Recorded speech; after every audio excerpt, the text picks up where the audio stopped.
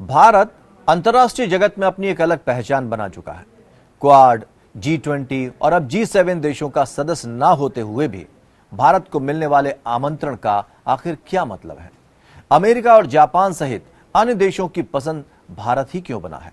और भारत के सामने G7 में क्या है वो विषय जिन पर बोलते समय भारत को सावधानी बरतनी होगी? आइए जानते हैं इस रिपोर्ट में।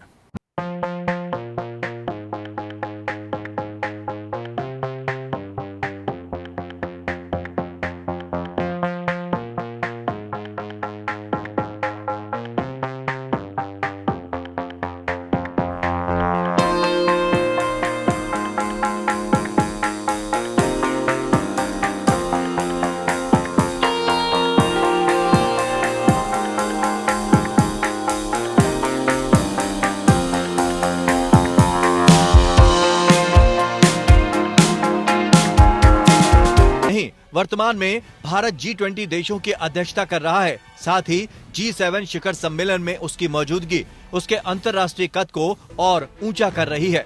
अमेरिका और रूस जैसी दुनिया की बड़ी शक्तियों में आज भारत को अपने पाले में खींचने की होड़ मची है। हालांकि रूस और भारत की दोस्ती की कहानी दुनिया जानती है, लेकिन अमेरिका के साथ बढ़ती करीबियत न सिर्फ रूस की चिंता बढ़ा रही है, बल्कि चीन के लिए भारत एक नई चुनौती पेश कर रहा है।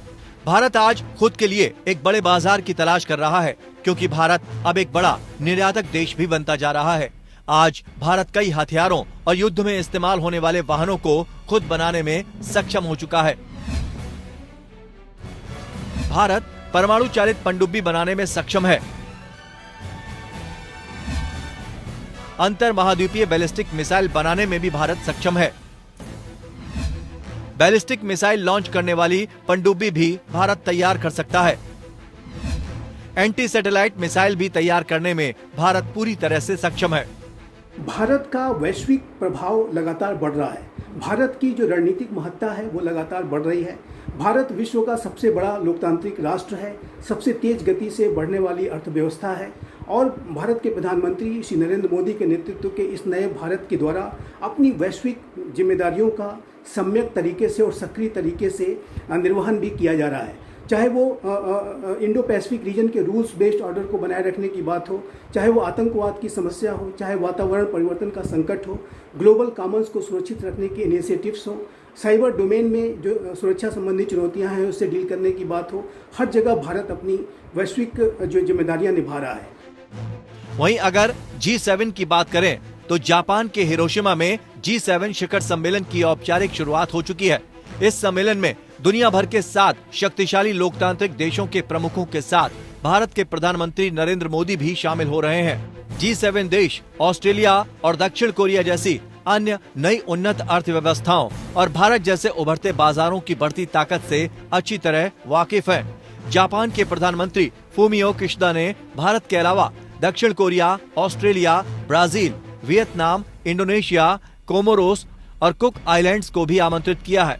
भारत ने रूस के साथ अपने ऐतिहासिक संबंधों का हवाला देते हुए संबंधों को बरकरार रखा है। हालांकि G7 देशों के साथ भारत जब बैठक में शामिल होगा तो उसके सामने कई चुनौतियां भी होंगी।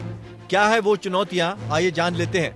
अमेरिका की आपत्ति के बावजूद भारत ने रूस के साथ दूरी नहीं बनाई, लेकिन इस बैठक में रूस के खिलाफ निंदा प्रस्ताव, प्रतिबंध और निर्यात नियंत्रण जैसे कदम उठाए जा सकते हैं। ऐसे में भारत को बैठक में सावधानी बनाए रखनी होगी और अपने हितों को ध्यान में रखना होगा। भारत अपनी चिंता व्यक्त कर सकता है कि अमेरिका और उसके सहयोगी मॉस्को पर और अधिक प्रतिबंध लगाकर वैश्विक आर्थिक संकट को बढ़ा रहे हैं और वो अकेला ऐसा देश नहीं है जो ऐसे फैसलों से प्रभावित होगा। यूक्रेन युद्ध के कारण बढ़ती लागतों ने उभरती और विकासशील अर्थव्यवस्थाओं को प्रभावित किया है। इसलिए भारत के सामने अंतर्राष्ट्रीय स्तर पर कई चुनौतियां भी बनी हुई हैं। अब देखना ये होगा कि इन चुनौतियों से वो कैसे निपटता है।